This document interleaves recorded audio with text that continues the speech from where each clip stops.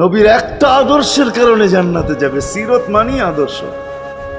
আর এটা আমরা কদমে কদমে মুহতাজ।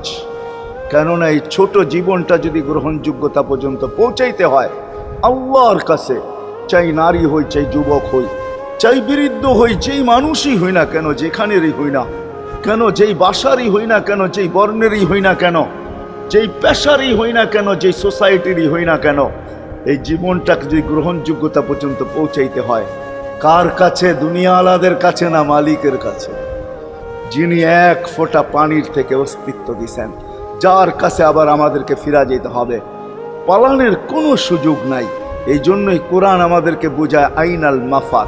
আল্লাহ বলতেছে কোথায় ভাগবে তুমি, বলো কোথায় ভাগবে? কবির কথাই সত্য, যদিও নাকি পালাও তুমি আকাশেতে লাগিয়ে সিঁড়ি, সিঁড়ি লাগাও যদি আকাশ